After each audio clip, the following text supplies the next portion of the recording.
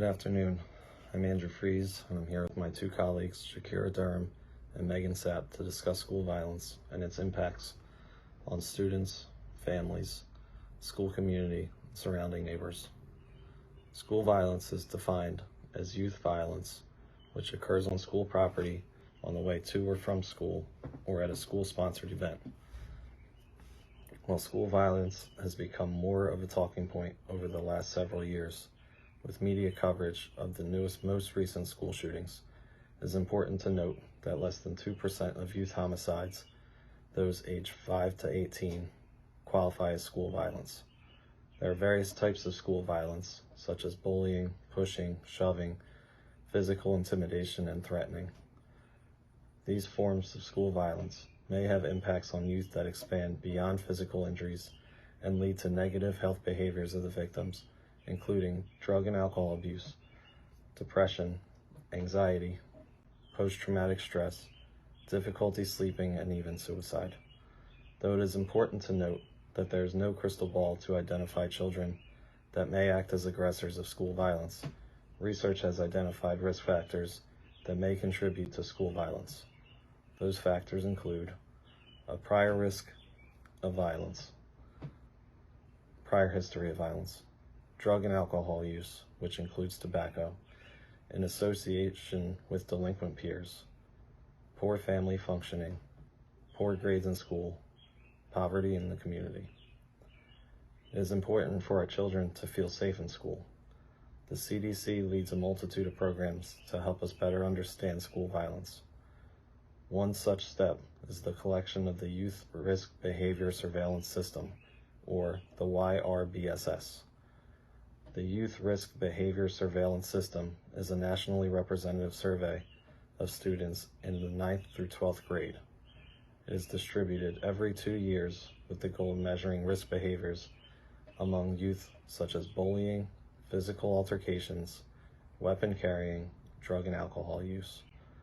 In a 2015 study conducted by the CDC, 20% of the respondents reported being bullied on school property, while another 15.5% reported being bullied via electronics within 12 months of the survey.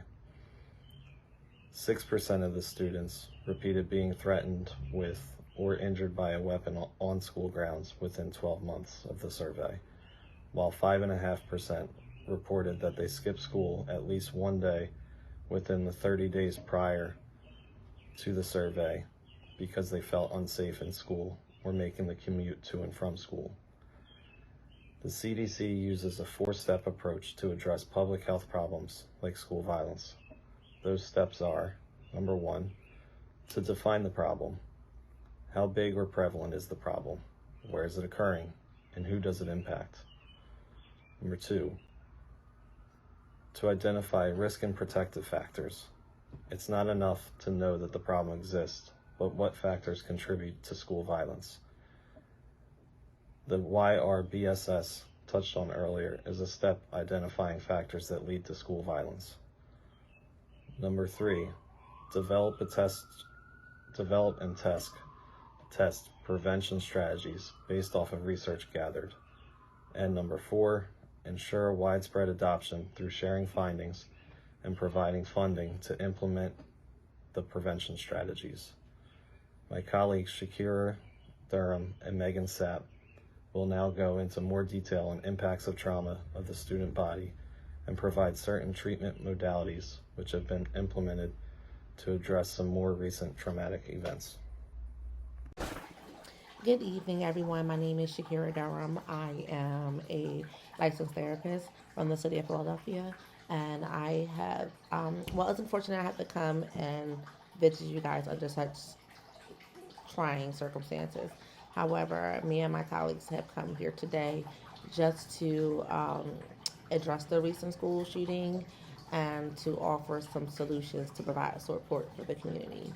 And in doing so, I would like to present the way that a community that dealt with similar circumstances recently cope with the aftermath of a school shooting, and how we could it would be beneficial to use some of those mechanisms to address and to support this community as well.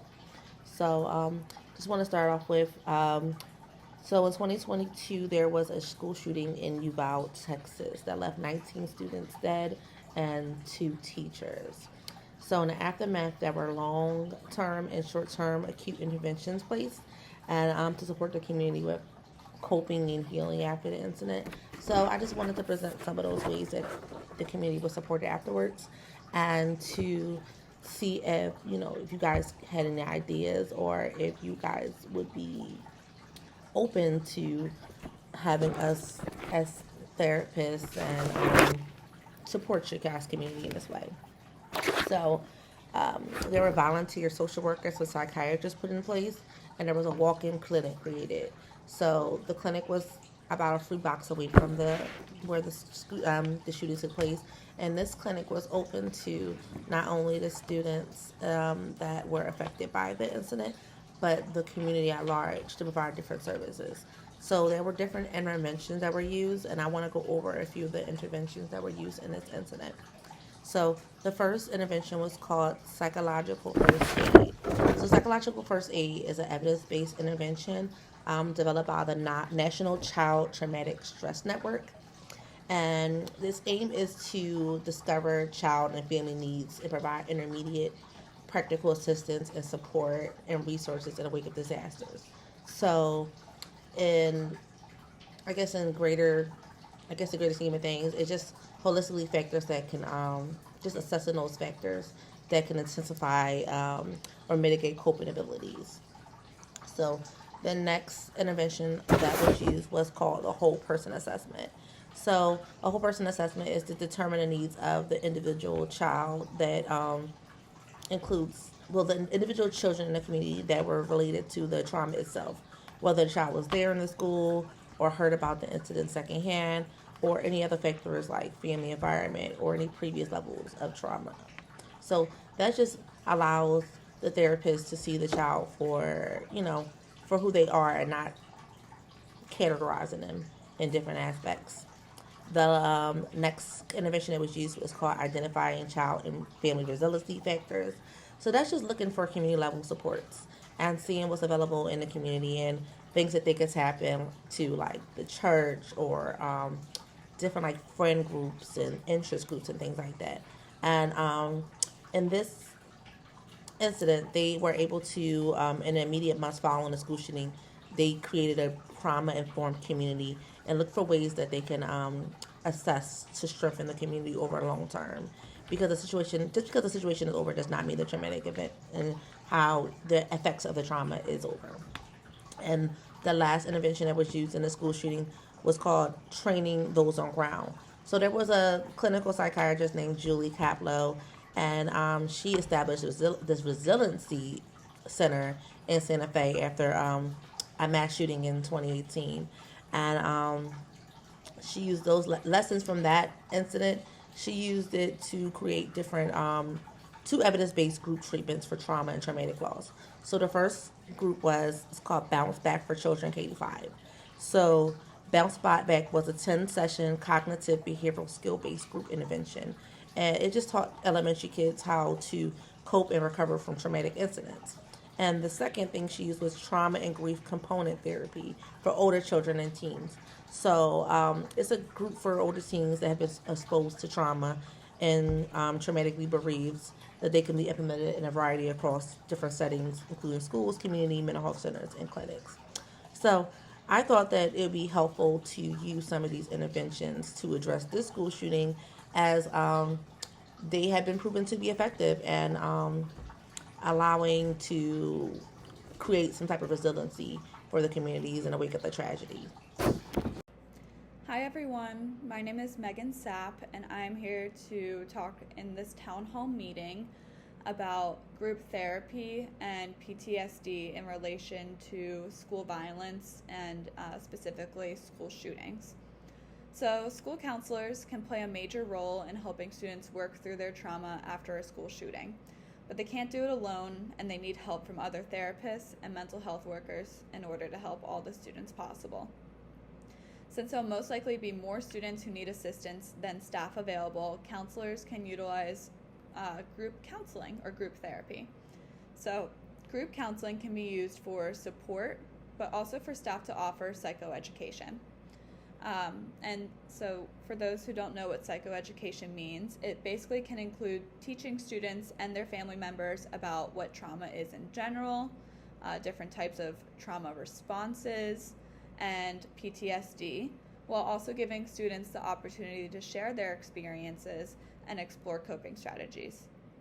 It's important for counselors to be an active listener, offer support, refer to outside resources and therapy as needed, and also be a trusted person for the student to come to. So there are different symptoms of mental health diagnoses like PTSD, depression, anxiety, and increased aggression that may occur after a traumatic experience and after a school shooting. And many school children will experience symptoms of these mental health diagnoses or be diagnosed with them entirely, which is why it is so important to have group and individual therapy sessions with these children. During these sessions, mental health professionals can identify protective and risk factors. And to break that down a little bit for those who don't know, protective factors can be anything from a strong family and peer support system where the child feels comfortable to express their thoughts and feelings to a trusted individual in order to combat and possibly reduce potential symptoms. And then risk factors, for example, could be anything like limited access to outside resources that they may need, like long-term therapy, or something like an unstable home life where they don't feel like they have a trusted person to go to with their thoughts and feelings. And after school violence occurs, like a school shooting, many children will experience different symptoms, and depending on their protective and risk factors, can determine if they will be diagnosed or how that this traumatic experience will play out over the course of their life. And for the community members, school board, and politicians in this room to understand the traumatic effects of a school shooting, it's important for me to discuss PTSD. So the trauma from a school shooting will never end for some students. Some students will continue to have the same visual, auditory, and bodily reactions they did while the traumatic event was occurring, even after the event has ended. Their mind and body react as if the shooting was still happening. And many people experiencing symptoms of PTSD try to avoid the reminders of the trauma they experienced. So not going to, for example, not going to the place where the event happened. However, a student still has to go to school after the event has happened, which is why it's so important for them to receive the help that they need. So group therapy can give school-age children the opportunity to find trusted peers and adults and hear similar experiences to their own. Group therapy in response to a school shooting can help students discuss and think about who they care for, who cares for them, what motivates them to keep going and what keeps them engaged, and what makes them feel at peace or learning new techniques in order to do so. We want school children to be able to thrive physically, emotionally, psychologically, and socially after the event has occurred, which group therapy can definitely help with. And then that being said, many counselors who are providing therapy services and are helping the students may have experienced the traumatic event themselves.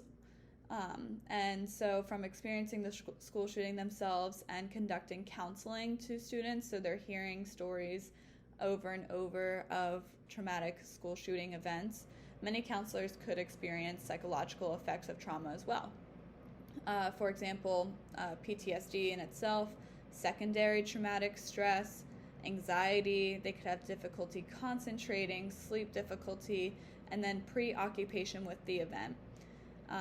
It's important for counselors to receive mental health counseling as well to discuss their own trauma and so that they can be the best counselor available to the students.